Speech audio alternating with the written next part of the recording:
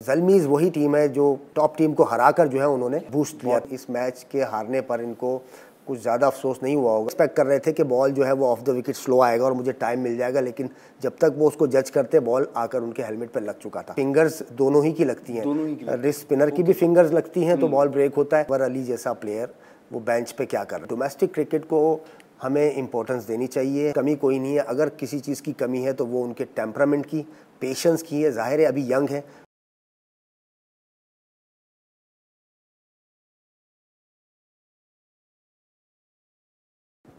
अस्सलाम वालेकुम, welcome to yet another episode of Bata presents हमारा HBL PSL। और आज ये बहुत इंटरेस्टिंग मैच हुआ। PSL का था ये 16वां मैच। 34 में से 16 मैच कंप्लीट हो चुके हैं PSL सीजन 9 के 2024 के।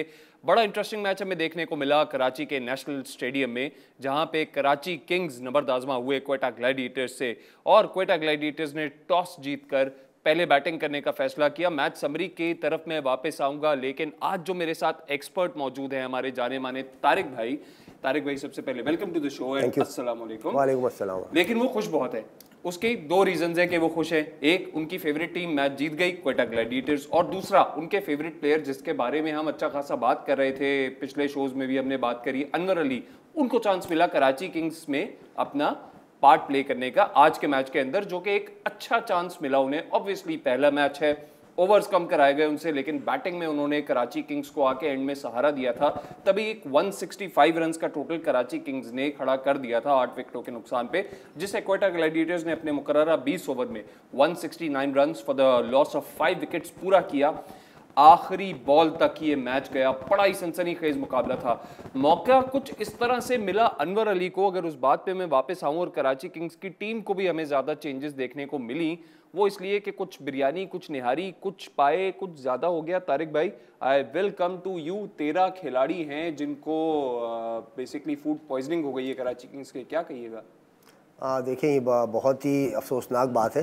13 खिलाड़ियों को फूड पॉइजनिंग का मतलब ये है कि ज़रूर इन 13 ने, यानी पूरी टीम ने एक साथ कहीं पर लंच या डिनर किया है। Exactly. तो बहुत ही तशवीश की बात है, और खुशकिस्मती है कि मतलब बहुत ज़्यादा कोई सीरियस खबर सुनने में नहीं आई है। अगर कोई भी बदजायका या कोई ऐसा कोई जिसे कहते हैं वायरस या कोई ऐसी चीज़, जहरीली चीज़ खाने में नेचुरली पड़ गई हो या किसी तरह से कुछ भी हो सकता है। बहरहाल, लेकिन हम नेगेटिविटी की तरफ नहीं जाते, लेकिन एहतियात बहुत ज़रूरी है। एक तो लोकल प्लेयर्स तो लोकल हैं हमारे, लेकिन इंटरनेशनल प्लेयर्स भी इस लीग में मौजूद हैं। तो मैं समझता हूँ कि जो सिक्योरिटी पॉइंट ऑफ व्यू से जो चीज़ें देखने की है उन्हें देखना चाहिए, और विश करते हैं उनको कि उनके सारे प्लेयर्स वो खैर खैरियत से हों, आफियत से हों, और जल्द सेहतयाब हों और उनके लिए अवेलेबल हों। बिल्कुल, लेटेस्ट न्यूज़ ही कहती है कि प्लेयर्स को हॉस्पिटल ले जाया गया है, और प्लेयर्स के साथ साथ कराची टीम किंग्स के जो हेड कोच हैं उनको भी ये फूड पॉइजनिंग हुई है।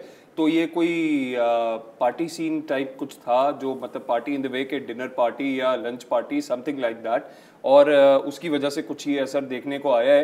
बहरहाल मैनेजमेंट ये कह रही है कि जी हम डिफरेंट कॉम्बिनेशंस ऑब्वियसली अब मजबूरी के तौर पे ट्राई करेंगे, जो कि आज उन्होंने किया भी, और जिससे शायद मैच बड़ा इंटरेस्टिंग बना। मैं आऊँगा, आप जिस बारे में शायद बात करने के लिए क्या कहते हैं उसको, अच्छे लफ्ज़ों में अगर कहा जाए, बहुत एक्साइटेड होंगे बात करने के लिए, Anwar Ali, he is in action. जी हाँ, बहुत अच्छा लगा। देखें, चाहे वो फूड पॉइज़न की वजह से हो या इनकी प्लानिंग का हिस्सा हो, लेकिन हम पहले मैच से ये बात कर रहे हैं कि अनवर अली जैसा प्लेयर वो बेंच पे क्या कर रहा है, उसे मैच में होना चाहिए, और आज उसने साबित किया अपनी बैटिंग से। फील्डर तो वो हैं ही अच्छे। अनफॉर्चुनेटली लास्ट ओवर उनसे पहली 2 बॉलें ख़राब हो गई, उसके बाद उन्होंने कमबैक भी बहुत ज़बरदस्त कर दिया था, और ये बदकिस्मती से मैच हार गए। लेकिन अनवर अली का खेलना कराची की टीम में कितना डिफरेंस डाला उन्होंने मैच में। एक कराची की टीम जो है वो हमने इससे पिछले मैच में देखी, जो कि बिल्कुल वन साइडेड मैच हारी थी, और आज जिस तरह से कराची खेली है, ऑलमोस्ट जीत गई थी मैच, और वो जीता हुआ मैच आखिरी बॉल पे जाके फ़ैसला हुआ। तो बहुत अच्छा मैच हुआ। ना सिर्फ अनवर अली, बल्कि जो चेंजिंग्स की हैं इन्होंने, जाहिद महमूद को डाला है, स्पिनिंग ट्रैक है, उन्होंने लेग स्पिनर को ट्राई किया, उन्होंने बहुत ही अच्छा स्पेल किया, बहुत ही ज़बरदस्त बॉलिंग की जाहिद महमूद ने, विकेट्स भी लेकर दी। और हसन अली की बॉलिंग से मैं बहुत मुतासिर हुआ आज गो कि उनको थोड़े बहुत रन्स पड़े, लेकिन उन्होंने जिस तरह की बॉलिंग की है उनमें वो पुराना हसन अली जो है वो नज़र आने लगा है। कुछ बॉलें उन्होंने जैसे बाउंसर्स किए हैं, वो बाउंसर्स बहुत ही तेज़ किए हैं, जिसमें उन्होंने विकेट्स भी लिए हैं और रदरफुड के हेलमेट पे भी बॉल मारा है। और मुज़रबानी को इन किया है, उन्होंने भी परफॉर्म बेहतर किया है और अच्छी चेंजिंग्स थी। ओवरऑल मैं समझता हूँ कि आज की जो टीम थी कराची किंग्स की वो एक अच्छा कॉम्बिनेशन साबित हुई।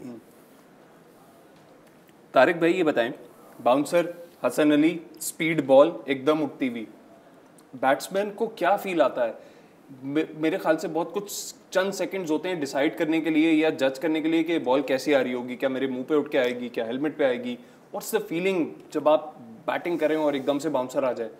देखिए बाउंसर बैटर के लिए तो कोई प्रॉब्लम नहीं होती, क्योंकि वो उन्हें प्रैक्टिस होती है, वो हाथ से निकलता हुआ बॉल को देखते हैं और उसको जज करते हैं कि उसकी लाइन क्या है और उसकी लेंथ क्या है। लेकिन प्रॉब्लम्स आती हैं, वो कहाँ आती हैं? जब पिच में एक जैसा बाउंस और पेस ना हो। जबकि आज का पिच जो था वो स्लोअर साइड था और आज अगर रदरफुड के हेलमेट पे बॉल लगाए तो उसकी एक टेक्निकल वजह ये है कि उससे पहले पिछले ओवर में हसन अली ने उनको शॉर्ट बॉल किया था तो स्लोअर कटर किया था, जो कि बहुत देर से आया था बॉल और उनको कनेक्ट भी अच्छा करके उन्होंने छक्का लगा दिया था। लेकिन इस ओवर में, लास्ट ओवर में, जब हसन अली ने अपनी पूरी स्ट्रेंथ के साथ बाउंसर मारा है तो वो 142 प्लस की स्पीड से वो बाउंसर था जिस पर वो लेट हो गए। वो उसी तरह से एक्सपेक्ट कर रहे थे कि बॉल जो है वो ऑफ द विकेट स्लो आएगा और मुझे टाइम मिल जाएगा, लेकिन जब तक वो उसको जज करते बॉल आकर उनके हेलमेट पर लग चुका था। तो ये मैं समझता हूँ कि स्मार्ट बॉलिंग थी और डिसीव करना होता है बैटर को। लाइन और लेंथ बाउंसर या फुलर लेंथ यॉर्कर, ये सारी चीज़ें तो हमें नज़र आती है, लेकिन बेसिकली बैटर जो है वो डिसीव होते हैं बॉलर की वैरायटी से, बॉलर के कमालात से। अदरवाइज़ आप देखिए कि वरना स्पिनर्स जो हैं उनका तो खेलना ही मुहाल होता जिस स्पीड से उनकी बॉल आती है। बिल्कुल। मैं आम सादा लफ्ज़ों में एक बात कहना चाह रहा हूँ कि स्पिनर्स जो है वो अपनी फ़्लाइट से, अपनी वेरिएशन से, अपने छोटे बड़े ब्रेक से डिसीव करते हैं। इसी तरह फास्ट बॉलर जो है वो अपनी कटर्स से, अपनी लेंथ को वेरी करके, पेस को वेरी करके डिसीव करते हैं, जिससे बैटर्स जो है वो डिसीव होते हैं। अनवर अली ने बड़ा अच्छा सहारा दिया। हम लोग तो कहते रहे कि भाई अनवर अली, स्पेशली आप कहते रहे कि अनवर अली जैसा प्लेयर बेंचेस पे है। उसके अलावा क्वेटा ने भी आज सुहेल खान को यूज़ किया, जो कि आपकी एक तजवीज़ थी जो हम प्रोग्राम्स में दे रहे थे, अपने डिफरेंट प्रोग्राम्स में हमने दी भी है कि सुहेल खान को। लेकिन मैं अनवर अली की बात करूँ तो वो मेरे ख्याल से तो कराची किंग्स की जो बैटिंग चल रही थी, फर्स्ट बैटिंग की कराची किंग्स ने, तो जो ये 165 का स्कोर बना है, इसमें अच्छा खासा बड़ा कंट्रीब्यूशन उस हिसाब से बनता है अनवर अली का कि एंड में आके इन्होंने 25 रन बनाए सिर्फ 14 बॉलों पे। अगर ये ना होते तो 25 रन माइनस कर लें, ये कहानी 140 145 के करीब होती और शायद ये मैच जल्दी ख़त्म हो जाता, नेल बाइटिंग सिचुएशन भी नहीं आती। जी हाँ, डेफिनेटली, बिल्कुल सही पॉइंट आपने रेस किया है। न सिर्फ ये लास्ट ओवर में 20 रन बनाया अनवर अली ने, और करंट पाकिस्तान टीम के फास्ट बॉलर मोहम्मद वसीम को उन्होंने बनाए हैं। और दूसरी चीज़ ये है कि कराची किंग्स ने यहाँ पर फिर थोड़ी सी मिस्टेक की। अनवर अली को बहुत डाउन दी ऑर्डर भेजा, बहुत नीचे भेजा है। आप देखिए, उनसे पहले हसन अली को भेज दिया गया और उनसे हसन अली से पहले आए थे नियाज़ी। मैं समझता हूँ कि जहाँ नियाज़ी को भेजा गया था, अनवर अली को जितना एक्सपीरियंस है और वो एक ऑलराउंडर हैं, वो बैटिंग भी अच्छी करते हैं, बॉलिंग भी अच्छी करते हैं, अगर क्या ही बेहतर होता कि ये नियाज़ी के नंबर पे अनवर अली को प्रमोट किया जाता। और अनवर अली अगर 14 बॉलों पे 25 रन कर सकता है तो आप सोचिए 30 बॉलें खेलने को मिलती अनवर अली को, तो फिर उनका स्कोर कहाँ जाता। मैं समझता हूँ कि 10 से 15 रन का और डिफरेंस आ सकता था, जो कि चेस करना फिर कोयटा ग्लेडिएटर्स के लिए ज़्यादा मुश्किल हो सकता था। ट्रू। इस हवाले से अगर बात करें तो ज़रा बॉलिंग फिगर्स देख लें। कोयटा ग्लेडिएटर्स ने पहले बॉलिंग का फैसला किया और उनके जो बॉलर्स हैं वो ठीक है, एवरेज स्कोर अच्छा रहा, उन्होंने रिस्ट्रिक्ट कर दिया कराची किंग्स को। बट अकील हुसैन को अगर हम देखें तो उन्होंने 8.5 की इकॉनमी से बॉलिंग की, 34 रन देके 2 विकेटें। सबसे नुमायां कारकर्दगी अगर हम कोयटा की देखें तो उस्मान तारिक की रही, 16 रन दिए, 2 विकेटें हासिल की और 4 की इकॉनमी से बॉलिंग की है उन्होंने। उस्मान तारिक आपको कुछ नज़र आ रहे हैं कि आगे जाते हुए उभरता हुआ सितारा होंगे?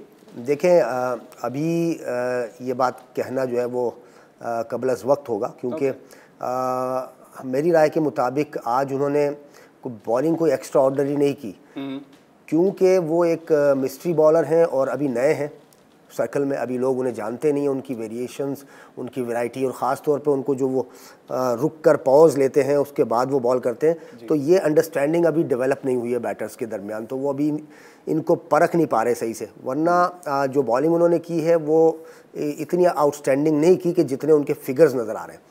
बहरहाल एक एज उनको ज़रूर है, उन्होंने ही किया जो भी किया, उन्होंने 2 विकेट्स हासिल की, रन्स भी नहीं दिए और क्रूशल टाइम पे आके ब्रेक थ्रू दिया। मैं समझता हूँ कि ये उन्हीं को क्रेडिट जाता है, लेकिन मैं समझता हूँ कि मज़ीद इनको अपनी लाइन और लेंथ को कंट्रोल करने में उबूर हासिल करना चाहिए और मज़ीद मेहनत करने की ज़रूरत है। अगर ये सोचते हैं कि मैं इस क्रिकेट से भी ऊपर के क्रिकेट में जाऊँ, तो इन्हें मज़ीद अपने आप को डिसिप्लिन और कंसिस्टेंट करना पड़ेगा। आपने कहा कि वो आते हैं, बॉल करते हैं, पॉज लेते हैं। Correct me if I am wrong, Muttiah Muralitharan, क्या उनका भी स्टाइल कुछ ऐसा था? मुझे कुछ एकदम से याद आया कि हाइलाइट्स वगैरह मैंने ऐसी देखी नहीं कि वो भी आके थोड़ा सा ब्रेक लेके फिर बॉल करते थे। इफ आई एम नॉट वो रॉन्ग, कभी कभार शायद उन्होंने किया हो, लेकिन वैसे वो नॉर्मली करते नहीं थे। लेकिन कुछ बॉलर्स हैं जो कि कभी कभार करते हैं, रेगुलर नहीं। ये तो हर बॉल पे ऐसे ही पाउज लेते हैं, तो वो अभी बैटर्स को, जैसा मैंने कहा कि वो इस चीज़ को समझने में और इनकी वेरिएशंस को, इनकी फ़्लाइट को समझने में कुछ मैचेस लगेंगे। उसके बाद अगर इन्होंने अपने आप को डिसिप्लिन नहीं किया तो फिर इनको रन्स बनाना ज़्यादा दुश्वार नहीं होगा।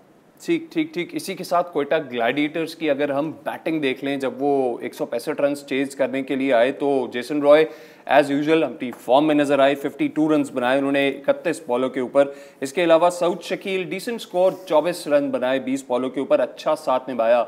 जो एक बैटर जिसकी सब पे नज़र थी, Nafe Nafe Nafe Nafe, every social media के ऊपर इस वक्त शोर मचा हुआ था। कुछ परफॉर्मेंस उनकी नज़र नहीं आई, 6 बॉलों पे सिर्फ 2 रन बना के वो आउट हो गए। उनका कैच लिया इरफान खान न्याजी ने, बॉलर थे जाहिद महमूद। स्पिन से घबरा गए नाफे? हाँ देखें, घबराना नहीं कहेंगे इसे। मैं फिर कहूँगा, जैसा कि पहले हमने डिस्कस किया कि यंगस्टर हैं, डिफरेंट कंडीशंस में वेरी करेगी जो पिच की कंडीशंस हैं, जो वेदर की कंडीशंस हैं। बॉलिंग को सपोर्ट मिल रही है। कराची की पिचेस में हम देख रहे हैं कि बॉलर्स के लिए कुछ ना कुछ मौजूद है, ख़ास तौर पर स्पिनर्स के लिए। फिर जो रिस्ट स्पिनर होते हैं वो हम देख रहे हैं कि इस टूर्नामेंट में बहुत ही ज़्यादा कामयाब है पहले ही से। तो नाफे चूँकि यंगस्टर हैं, हाँ, लेकिन नाफे के पास कमी कोई नहीं है। अगर किसी चीज़ की कमी है तो वो उनके टेम्परामेंट की, पेशेंस की है। ज़ाहिर है अभी यंग है और जोश और जज्बा ऐसा है कि जल्दी से रन बनाना, उनका स्ट्राइक रेट हाई होना चाहिए, वो उनके अंदर एक पहले से मौजूद है। लेकिन वक्त के साथ साथ इन्हें सीखना है और सीखेंगे भी कि जब सेटल होना हो, सेटल होने के बाद बॉलर्स को रिस्पेक्ट देकर अपनी इनिंग को किस तरह से जो है वो लंबा किया जाता है और सिंगल्स जो है वो कितने इंपॉर्टेंट होते हैं। वो आगे चल के इनको आहिस्ता आहिस्ता जैसे खेलते चले जाएंगे वो इनकी बैटिंग में जो है वो आना शुरू हो जाएगा। लेकिन चूंकि एक यंगस्टर है, उनको टाइम लगेगा और जल्द से जल्द उनको इस चीज़ पर फोकस करना चाहिए। जो मैनेजमेंट है, जो कोचिंग स्टाफ है, उनको इस चीज़ की नाफे को जो है वो तवज्जो दिलाने की बहुत अहम ज़रूरत है, क्योंकि इस वक्त उनके करियर का स्टार्ट है। अगर वो इस वक्त बहुत जल्द इस चीज़ पर उबूर हासिल कर लेंगे, जस्ट लाइक साइम अयूब, तो मैं समझता हूँ कि ये भी बहुत ही जल्द एक मुस्तनद बैट्समैनों में शुमार होना शुरू हो जाएंगे। बिल्कुल। एक सवाल जो मैं यहाँ पे पूछना चाहूँगा, नाफे हमें नज़र आए social media, then he went to BPL, Bangladesh premier league में ही गए थे वो, फिर वहाँ से वो PSL का उनका एक सफ़र शुरू हो गया। डोमेस्टिक क्रिकेट नहीं खेली भी नाफे ने, आई थिंक। देखिए, यही पॉइंट है। अब वो एक्सपीरियंस कहाँ से लें? जिन्होंने अपनी ग्रोथ ही T20 क्रिकेट से ली, वो अपने सारे साल हर साल इसी क्रिकेट को खेलते और मेहनत करते और अपने आप को डेवलप करते आए। मॉडर्न डे क्रिकेट की जो रिक्वायरमेंट्स हैं उनको पेश नज़र रखते हुए, तो उनसे हम इतना ज़्यादा एक्सपेक्ट नहीं कर सकते कि वो बैटिंग में कोई मास्टर क्लास दिखाएंगे। ज़ाहिर है T20 क्रिकेट है और इसमें तो खैर जो मुस्तनद बैटर्स होते हैं वो भी हम देखते हैं कि आज जिस तरह बहुत सीनियर प्लेयर्स हैं, उन्होंने गलत टाइम पे गलत शॉट मार दिया, वो हीट ऑफ द मोमेंट हो जाता है प्लेयर से। लेकिन आपने बहुत अच्छा पॉइंट रेस किया कि डोमेस्टिक क्रिकेट को हमें इम्पोर्टेंस देनी चाहिए। हमें अपने प्लेयर्स को, चाहे सीनियर्स हों चाहे जूनियर्स हैं, इन्हें हमें डोमेस्टिक क्रिकेट में डालना चाहिए। और डोमेस्टिक क्रिकेट से जो एक्सपीरियंस इनको आएगा, ख़ास तौर पर 4 डे क्रिकेट, 50 ओवर की क्रिकेट, वो इनको T20 क्रिकेट से आने के चांसेस बहुत कम है। कहीं बेहतर फॉर्म हो सकती है, कहीं बेहतर प्रैक्टिस हो सकती है। आपने एक पॉइंट रेस किया था कि रिस्ट स्पिनर्स के लिए काफ़ी अच्छी कराची की विकेट साबित हुई है। सर, रिस्ट स्पिनर और फिंगर स्पिनर में क्या फ़र्क होता है? देखिए, बहुत सिंपल है। फिंगर स्पिनर जो है वो इस तरह से ग्रिप होती है, चाहे राइट आर्म ऑफ स्पिनर हो चाहे लेफ्ट आर्म ऑर्थोडॉक हो, तो ये फिंगर स्पिनर होते हैं, वो इस तरह से बॉल को रोल करते हैं। इस तरह से रोल करते हैं अपनी फिंगर से और बॉल जो है वो स्पिन होता है। रिस्ट स्पिनर बॉल को बैक ऑफ द हैंड लाकर फिर यूं करके बॉल को फेंकते हैं, तो इसमें ये रिस्ट लगना शुरू हो जाती है, तो इसीलिए वो रिस्ट स्पिनर कहलाते हैं। चाहे वो राइट आर्म लेग स्पिनर हो चाहे वो लेफ्ट आर्म चाइनामैन हो, तो वो जब बॉल को इस तरह से रिस्ट को घुमा कर करते हैं तो वो रिस्ट स्पिनर कहलाते हैं। Okay, alright. सो टेक्निक में फ़र्क है एक तरीके से। जी हाँ, टेक्निक में फ़र्क है। इन दी एंड जो है वो फिंगर्स दोनों ही की लगती हैं। रिस्ट स्पिनर की भी फिंगर्स लगती हैं तो बॉल ब्रेक होता है, ये वाली फिंगर लगती है ज़्यादातर लेग स्पिन में, और फिंगर स्पिनर्स की तो हमने बताया कि वो ये वाला फिंगर जो है वो ज़्यादा लगता है। कितने अर्से प्रैक्टिस के बाद एक स्पिनर कहा जा सकता है कि यार कुछ इसमें स्पिन हो गई है, या इसकी कोई टाइम लिमिट नहीं है? अब देखें, ये सबसे पहले तो उनके अपने अंदर टैलेंट होने का जो है ना वो लाजमी है कि उनमें टैलेंट हो, उनका जोश और जज्बा हो और सीखने की सलाहियत हो, और फिर टाइम नहीं लगता। टाइम तो जाहिर है एक चीज़, अब बॉलिंग करना तो आप सीख लेते हैं, लेकिन फिर उसको, उस इन्वायरमेंट को, क्रिकेट के सेंस को, बॉलिंग कब कहाँ कैसी करनी है, ये सारी चीज़ें फिर मैच प्रैक्टिस से ही आती है। तो जितना ज़्यादा फिर मैचेस खेलता है बॉलर और जितना ज़्यादा बैट्समैनों को वो खिलाता है, या यूँ कह लें कि जितनी उसको जितनी ज़्यादा क्रिकेट मिलेगी, चाहे वो अपने साथ वालों में खेले, अपने से सीनियर्स में जब खेलेगा, तो वहाँ ज़्यादा फिर उनको टिप्स भी मिलना शुरू हो जाती हैं और फिर कॉन्फिडेंस भी लिफ्ट होता है। तो गेम ओवरऑल कॉन्फिडेंस का है, लेकिन साथ में प्रैक्टिस और मेहनत तो ज़रूरी है। Very true, very true. Jason Roy की तरफ वापस आऊँगा मैं। जेसन रॉय बड़े अच्छे मजे हुए खिलाड़ी हैं, आज रनिंग बिटवीन द विकेट्स में कुछ कंफ्यूज नजर आए। कंफ्यूज तो मैं नहीं कहूँगा, लेकिन मिसअंडरस्टैंडिंग होती है। हालांकि साथ खेल रहे हैं और 4-5 मैचेस हो गए, तो मिस जजमेंट होती है, मिसअंडरस्टैंडिंग होती है। बाज़ औक़ात फील्डर जो है वो अनएक्सपेक्टेडली बहुत ही उम्दा जो है वो स्टॉप कर लेते हैं, तो एक आध दफ़ा मिस जजमेंट हुई है और मिस कम्युनिकेट हुआ है, और एक जगह जो है वो शान मसूद ने बहुत ही उम्दा डाइव मार के बॉल रोका है, तो वहाँ भी मिसअंडरस्टैंडिंग हुई है, लेकिन वहाँ पर थ्रो जो है वो फिर गलत हुआ है। तो मैं समझता हूँ कि कराची किंग्स ने फील्डिंग में भी थोड़े बहुत लैप्सेस किए हैं। और जहाँ तक आपका सवाल है कन्फ्यूजन का, तो कन्फ्यूजन वहाँ क्रिएट हो जाती है, वैसे कंफ्यूज तो वो नहीं कह सकते, लेकिन उस वक्त उस मोमेंट में कंफ्यूजन हो गई कि मैंने जाना है या नहीं जाना है, या वो आ रहे हैं मेरे पास या नहीं आ रहे हैं, तो ये सिनेरियो होता है।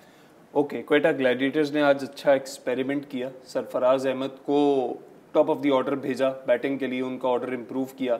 एक्सपेरिमेंट कारगर साबित नहीं हुआ। मैंने कहा एक्सपेरिमेंट अच्छा किया लेकिन कारगर साबित नहीं हुआ। सरफराज अहमद फ्यूचर क्या, मतलब 4 मैच पिछले हो चुके हैं, परफॉर्मेंस हमें दिख नहीं रही। तारिक भाई किसी प्रेशर में है, कैप्टनसी छुट जाने का कुछ प्रेशर है, या ठीक है हो गई बस अब सरफराज अहमद की क्रिकेट? देखिए, अभी इनको चाहिए कि वो अपने थोड़े से रिफ्लेक्सेस पे काम करें। मुझे ऐसा लगा है क्योंकि बैक टू बैक उनको शॉर्ट बॉल किया है हसन अली ने। पहला शॉर्ट बॉल पे भी वो लेट हो गए थे, बॉल जो है वो तेज़ आया उनकी एक्सपेक्टेशन से।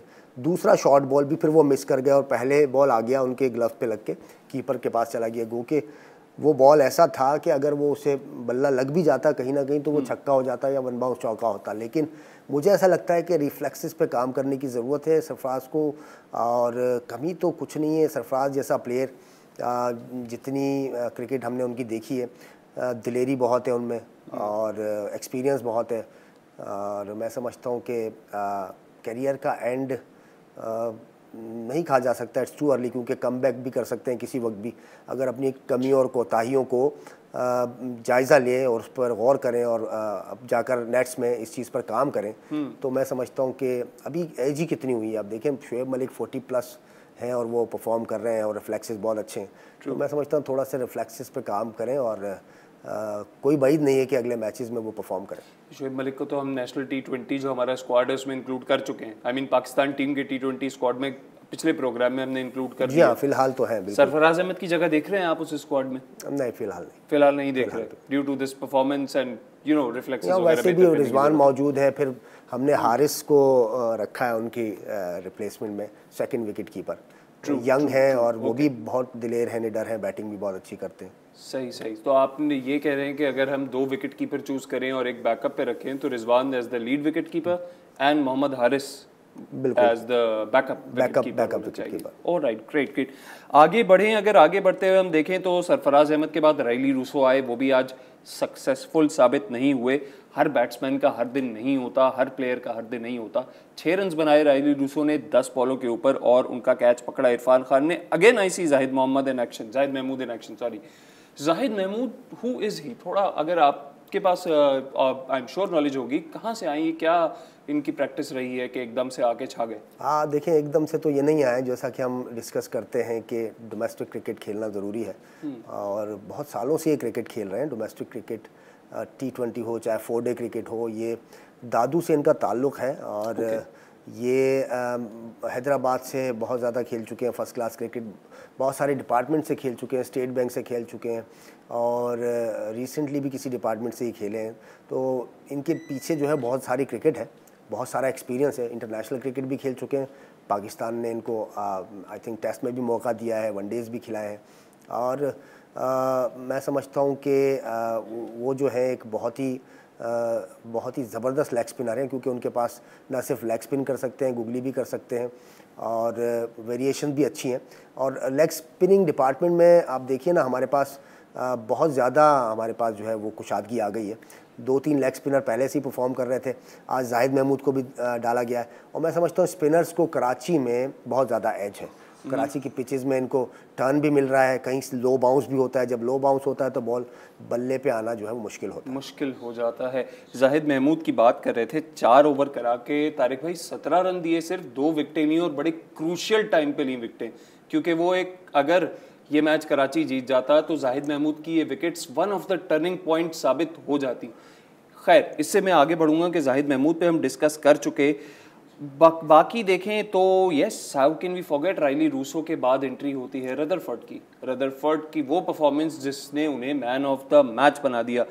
तो जनाब, इन्होंने 58 रन्स बनाए 31 बॉलों पे। रदरफोर्ड की क्या शानदार इनिंग्स थी, आखिरी ओवर तक मैच को लेके गए, आखिरी बॉल तक मैच को लेके गए। ये एकदम से मेरे ख्याल से क्वेटा से पहले भी खेल ही रहे थे, लेकिन क्या आज इनको किसी स्पेशल मिशन पे भेजा गया था कि जाइए और बस कराची की टीम को तबाह कर दीजिए? देखिए, सिचुएशन ऐसी थी। प्लेयर अगर परफॉर्मर होता है तो वो सिचुएशन की डिमांड पे बनता है वो परफॉर्मर, और जिस तरह से वो खेले, आते ही उन्होंने जो है विनिंग को बिल्ड किया है। आप अगर बगौर जायज़ा लें तो उन्होंने आते ही शॉटें नहीं मारी हैं, और जब वो आए थे तो उस वक्त 10 रन का एवरेज चाहिए था, या 9.5 रन का एवरेज था। उसके बाद उन्होंने जो है वो अपने आप को सेटल इन किया है, 1-2 ओवर्स टाइम लिया है उन्होंने। उसके बाद रिक्वायर्ड रेट जो है वो 11:30-12 के करीब पहुंच गया था जब उन्होंने मारना शुरू किया है। और मैं समझता हूं कि जो खसूसियत है उनकी, वो ख़ास तौर पे उनकी बैट स्पीड है। मैंने बगौर देखा है कि उनकी जो बैट स्पीड है वो बहुत ही अच्छी है, बहुत ही जानदार है। और फास्ट बॉलर हो चाहे स्पिनर हो, जो उनके बल्ले पे लगता है बॉल, फिर वो ग्राउंड के बाहर ही जाता है। हमने देखा कि एक बॉल उन्होंने स्टेडियम से भी बाहर फेंक दिया। बहुत ही तगड़े प्लेयर हैं, जानदार प्लेयर हैं, ऑन साइड पे बहुत ज़्यादा स्ट्रॉन्ग है, इक्वली गुड है। अगर आगे बॉल मिला, एक्स्ट्रा कवर पे 2 छक्के लगाए हैं लास्ट ओवर में, तो बहुत ज़्यादा उनकी मैं समझता हूँ कि उनके पास मौजूद हैं शॉट्स। और इस इनिंग से उनको बहुत ज़्यादा कॉन्फिडेंस मिला होगा, ना सिर्फ उनको बल्कि कोयटा, जैसा कि हम पहले से कह रहे आ रहे हैं कि कोयटा के पास जो है वो बैटिंग में भी डेप्थ मौजूद है, और बॉलिंग में भी उनके पास जो है वो स्ट्रेंथ बहुत अच्छी है। तो बहुत अच्छी इनिंग खेली, और वाकई में बिल्कुल सही मैन ऑफ द मैच के हकदार हुए वो। True that. Okay, so basically अगर हम दूसरे एंगल से देखें, कराची किंग्स के एंगल से, 13 खिलाड़ी ऐसे हैं जो फूड पॉइजनिंग की वजह से, and we wish them all the best. James Vince पिछले मैच में नहीं थे क्योंकि उनको फूड पॉइजनिंग हुई हुई थी, लेकिन इस मैच में वो हिस्सा बने। इसी तरह और भी प्लेयर्स बनते रहेंगे, और उनकी सेहतयाबी के लिए हम दुआगो हैं। लेकिन तारिक भाई, ये बताइए, तो ये कॉम्बिनेशन बड़ा अच्छा मैच देखने को मिला, एक्साइटिंग। कराची किंग्स की तरफ से भी कुछ ना कुछ हो रहा था ऑन फील्ड, जब वो बैटिंग पे थे या फील्डिंग पे थे या बॉलिंग पे थे, तो ये एक तरह से अच्छा साइन हो गया कराची किंग्स के लिए। देखें, ये लकीली जो है ना, इन्होंने आज टीम बहुत अच्छी खिला दी। ये प्लेयर्स होने चाहिए।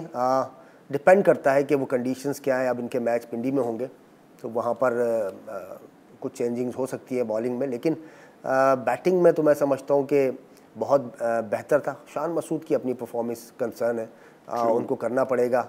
और उसके साथ साथ अनवर अली को थोड़ा सा अब दी ऑर्डर भेजना पड़ेगा, बहुत नीचे आए हैं वो। हसन अली भी उनसे पहले चले गए थे। तो मैं समझता हूँ कि ये हारे हैं, लेकिन इस मैच के हारने पर इनको कुछ ज़्यादा अफसोस नहीं हुआ होगा, क्योंकि बहुत क्लोज जाके हारे हैं।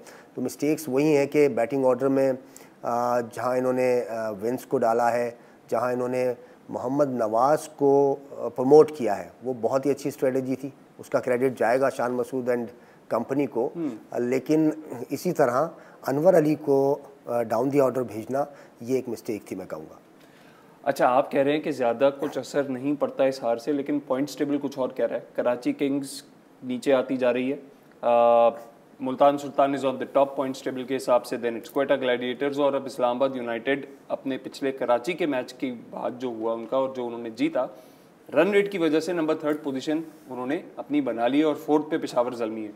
एंड नाउ इट्स 3rd पे पेशावर ज़ल्मी है और 4th पे इस्लामाबाद यूनाइटेड है, जो कराची से नीचे थी लेकिन रन रेट की वजह से ऊपर आ गई है। Karachi Kings and Lahore Qalandars both at the bottom. हालांकि कराची ने अभी मैचेस तकरीबन इक्वल हैं इस्लामाबाद यूनाइटेड से। यहाँ से सफ़र कराची किंग्स का मुश्किल होने जा रहा है या आसान होने जा रहा है? देखिए, मुश्किल तो है। जिस तरह की इनकी प्लानिंग है, हम पहले बहुत ज़्यादा बात कर चुके हैं कि इनके पास जो है वो ऑप्शंस तो मौजूद होते हैं, लेकिन वो उसका इस्तेमाल बहुत कम करते हैं। और आज हमने जो बात की है कि वो हार उनके लिए, खैर हार तो हार है, लेकिन बेहतर इसलिए है क्योंकि उनकी परफॉर्मेंस बेहतर थी, वो ऑलमोस्ट जीत गए थे मैच को। तो as far as the team combination we concern, अगर हम देखें तो कॉम्बिनेशन मिल गया उनको। उनकी बैटिंग में डेप्थ आ गई, उनकी बॉलिंग में उनके पास बॉलर्स बहुत ज़्यादा आ गए। उनके पास देखिए 6 से 7 बॉलर्स ग्राउंड में मौजूद थे। और यहीं पे मैं कहूँगा, एक बात और ऐड करना चाहूँगा इसके साथ, कि जो मिस्टेक्स वो कर रहे हैं, देखिए लास्ट ओवर अनवर अली को अच्छा करना चाहिए था ओवर, पहली 2 बॉलें भी उन्हें अच्छी करनी चाहिए थी, इससे कतई नज़र। लेकिन 2 लेफ्ट हैंडर्स बैटिंग कर रहे थे, तो क्या ही बेहतर होता कि शुएब मलिक का 1 ओवर बाकी था, अगर ये लास्ट ओवर शुएब मलिक से करवाया जाता तो मैं समझता हूँ कि बहुत ज़्यादा चांसेस थे कि कराची किंग्स जो है वो ये मैच जीत जाती। रियली एक स्पिनर से आप कह रहे हैं कि लास्ट ओवर करवाया जाए? यूजुअली ये स्ट्रेटजी होती नहीं है। आप देखिए ना, स्पिनर्स के आप फिगर्स देख लीजिए, और दोनों लेफ्ट हैंडर बैटर्स जो है वो बैटिंग कर रहे हैं, और ऑफ स्पिनर जो है वो शुएब मलिक हैं। वो थोड़ा सा टाइड लाइन पे बॉल को टर्न कराने की कोशिश करते, तो मैं नहीं समझता कि उनको, आप देखिए 3 ओवर में 19 रन दिए हैं उन्होंने। अब जबकि अनवर अली ने टेक्निकली 1 ही ओवर किया हुआ था। पावर प्ले में, और मैं पहले कह चुका हूँ कि इससे कतई नज़र कि अनवर अली को प्रोफेशनली तौर पे ये ओवर बहुत अच्छा करना चाहिए था, लेकिन क्या ही बेहतर होता कि शुएब मलिक को ये जिम्मेदारी दी जाती। टेक्निकली जो है वो ये बेहतर डिसीजन होता रादर देन के अनवर अली। तारिक भाई, मोमेंट ऑफ द मैच क्या था आपके लिए? देखिए, मोमेंट ऑफ द मैच मेरे लिए जब बाउंसर लगा है रदरफोर्ड को, हसन अली का, और वो क्या ही जस्ट शो किया उन्होंने, जो स्पिरिट थी क्रिकेट की उसको उजागर किया है। हालांकि उन्होंने छक्का खाया था पिछले ओवर में, जब इस ओवर में बाउंसर किया और इतने क्रंच सिचुएशन में, इतनी टफ सिचुएशन में जाकर बैटर से जाके पूछना कि आप ठीक हैं, ये मुझे बहुत अच्छा लगा, बहुत ही अच्छा मोमेंट लगा। देखिए, जो होना चाहिए वो गेम मैच के सिनेरियो में होना चाहिए, पर्सनल कुछ नहीं होना चाहिए। वहाँ पर उन्होंने पर्सनली जो है वो एक अच्छा जस्टर शो किया, इंसानियत दिखाई, और जाकर अपने साथी क्रिकेटर से पूछा कि आप ठीक हैं। तो ये मोमेंट मुझे बहुत अच्छा लगा, और मैं चाहता हूँ कि इसी तरह का माहौल होना चाहिए, एंथुसियाज़म होना चाहिए, टसल होनी चाहिए, लेकिन वो गेम की हद तक होनी चाहिए, पर्सनल नहीं होना चाहिए। अच्छा तारिक भाई, बैक टू बैक मैचेस हो रहे हैं, कल भी कराची का एक मैच था, आज भी कराची का एक मैच है, प्लेयर्स को रेस्ट नहीं मिल रहा।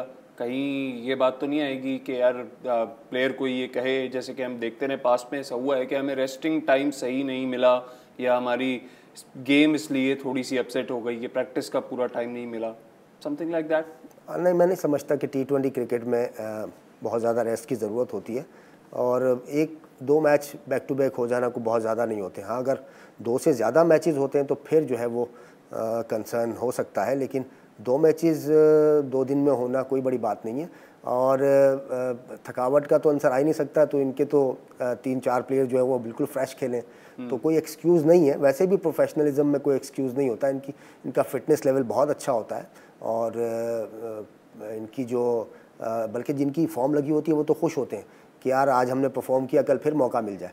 तो अगर आज अच्छा किया तो फिर मिल जाए, क्योंकि फॉर्म अच्छी लगी हुई होती है। तो मैं नहीं समझता कि बैक टू बैक मैचेस होने में, अनलेस के इंजरीज़ का मैटर हो किसी प्लेयर को और उसको खेलना भी ज़रूरी हो और वो टीम की ज़रूरत हो, वो इंजरी में खेल रहा हो, मजबूरन टीम जो है वो उन्हें खिला रही हो, तो वहाँ पर फिर उनके लिए जो है वो एक बैड लक मैं कहूँगा। लेकिन अदरवाइज़ 2 दिनों में 2 मैच होना कोई ऐसी बड़ी बात नहीं। आमिर बड़े चेयरफुल नज़र आए आज क्वेटा ग्लैडिएटर से कैंप से, बड़े वो सपोर्टिव हम डगआउट में देख रहे थे कि बकअप कर रहे थे क्वेटा की टीम को, जबकि वो कराची किंग्स के अगेंस्ट ही खेल रहे थे। देखिए, मैं यहाँ पर मैं ज़रूर ऐड करूँगा, हम बात कर चुके थे पहले भी कि आमिर बहुत ही ज़बरदस्त क्रिकेटर है और ट्रू टीम मैन है।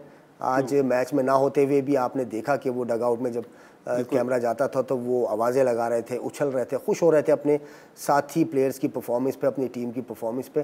तो बहुत ही अच्छा एक कैरेक्टर है, बहुत ही ज़बरदस्त टीममेट है, जो कि आज उन्होंने शो भी किया। सही, आज का मैच बड़ा इंपॉर्टेंट उस हिसाब से भी हो गया कि एक बॉल पे 1 रन चाहिए था। हम लोग कह रहे थे सुपर ओवर में जाए, एक्साइटिंग बने, कुछ इंटरेस्टिंग ही ये मैच बिल्कुल हो गया था कि यार लास्ट बॉल है, इतना सारा, उससे पहले एक रन आउट भी। फील्डिंग पे ज़रा कराची किंग्स की नज़र डालें, वो जो रन आउट था मेरे हिसाब से बड़ी आसानी से हो सकता था। सेकंड लास्ट बॉल जो अनवर अली ने कराई है, 5th ball of his last over, तो ये क्या हुआ? विकेट कीपर बहुत दूर खड़ा था, बॉलिंग एंड पे आनी चाहिए थी बॉल, वो बैटिंग एंड पे थ्रो हो गई। What is happening? देखिए, वहाँ पर बहुत बहुत बड़ी मिस्टेक की है टेक्निकली विकेट कीपर ने। विकेट कीपर हमने देखा कि विकेट कीपर थोड़ा सा दौड़े और फिर वहीं रुक गए। जब बॉल एयर में गया है थर्ड मैन के फील्डर के पास, एक तो ये अभी तक हम नहीं देख पाए सही से कि क्या वो कैच था, कैच भी हो सकता था, लेकिन इतना ज़रूर देखा है कि बहुत ही ब्रिलियंट फील्डिंग हुई है और बॉल को डाइव मार के रोका गया है। तो जहाँ बॉल रुकी तो वहाँ कीपर ने भी स्टंप्स पे आना छोड़ दिया और वो बीच में रुक गए। अनवर अली ऑलमोस्ट आधी विकेट से आगे जा चुके थे, आधी पिच से आगे। तो वहाँ पर अनवर अली ने सडनली देखा कि यार कीपर तो है नहीं, तो अनवर अली ने फिर कॉल किए कि यहाँ पर आप थ्रो कीजिए, यहाँ पर थ्रो कीजिए बैटिंग एंड पे। उन्होंने बॉल मांगा है, फिर बॉल लिया है। उसके दौरान जब तक वो बॉल को थ्रो करते, मैं समझता हूँ थोड़ा सा लेट हुए हैं, लेकिन एक्सपेक्ट नहीं कर रहे होंगे अनवर अली कि पीछे से रदरफुड जो है वो तकरीबन करीब आ चुके। तो टेक्निकली मैं कहूँगा यहाँ पर जो बहुत बड़ी मिस्टेक कर गए वो विकेट कीपर कर गए, वो वहाँ रिलैक्स हो गए। ऐसे मौके पे उन्हें देखना चाहिए था कि ये 2 रन्स का चांस ज़रूर लेंगे रदरफुड, क्योंकि वही रन बना रहे हैं और वही चांस ले रहे हैं। वो पिछले 2 ओवर से खुद ही खेले अकेला और उन्होंने हुसैन को जो है ना बहुत कम स्ट्राइक दिया है पूरे 3-4 ओवरों में पिछले। लेकिन मैं समझता हूँ यहाँ पर ट्रिक मिस कर गए विकेट कीपर, एक ब्लैंडर कर गए हैं। अगर वो स्टंप्स पे आ जाते तो सीधा थ्रो लेकर वो आसानी जो है रदरफुड को रन आउट करते और एक बॉल पे 2 रन चाहिए होते हैं। नया बैटर आता तो कुछ भी हो सकता था। कराची किंग्स वहाँ पर भी जीतने का एक मौका था कराची किंग्स को, जो कि उन्होंने गंवाया। लेकिन गंवाया। खैर, उस बॉल की इंटरेस्टिंग बात ये थी कि एक तो वो रन आउट जो है वो थर्ड एम्पायर की तरफ गया था और थर्ड एम्पायर ने उसको नॉट आउट करार दे दिया था। साथ ही फिर कराची किंग्स ने कुछ एम्पायर से बात करके, जहां तक मेरा ख्याल है, ऑब्स्ट्रक्शन इन द फील्ड की भी अपील की थी और एम्पायर को, थर्ड एम्पायर को दोबारा फिर डिसीजन लेना पड़ा था कि ये नॉट आउट है, क्योंकि रदरफोर्ड और अनवर अली जो हम देख रहे थे मैच में, वो रदरफोर्ड एकदम से उनके बीच में आ गए थे अपना रन कंप्लीट करने के उसमें। तो वो अनवर अली की तरफ से और कराची किंग्स की टीम की तरफ से अपील गई थी कि जी ऑब्स्ट्रक्शन ऑफ फील्ड में आता है। तो ये ऑब्स्ट्रक्शन ऑफ फील्ड वाली सिचुएशन थी।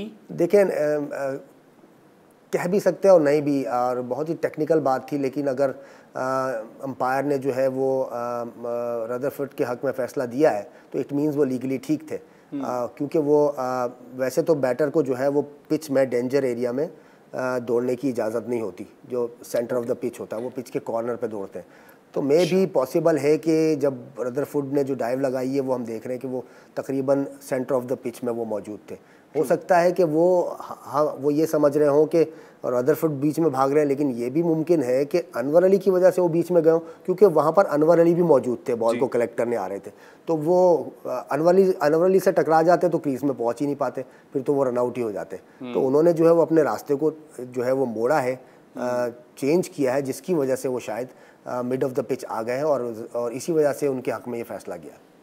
Very nice, very nice. लेकिन मैच बड़ा एक्साइटिंग रहा और इसी तरह से हमारे सारे मैचेस मुझे लग रहा है कि आगे भी एक्साइटिंग होते रहेंगे। अब जो अगला मैच हमें देखने को मिल रहा है, कल जो है गैप डे आ रहा है, फ्राइडे है, गैप डे है, और अगला मैच उससे आ रहा है बड़ा interesting. Once again Peshawar Zalmi versus Lahore Qalandars. Lahore Qalandars पहले ही बड़े मुश्किलात का शिकार हैं। बहुत लाजमी है कि अब यहाँ से सारे मैच जीतें। लग रहा है जीतेगी या नहीं पेशावर ज़ल्मी फिर मार देगी? लग तो नहीं रहा, लग नहीं रहा। वेरी ट्रू, लग तो नहीं रहा, क्योंकि जहाँ तक हमें लगता था वहाँ तक लगा, लेकिन वहाँ भी जो है ना वो सही नहीं लगा।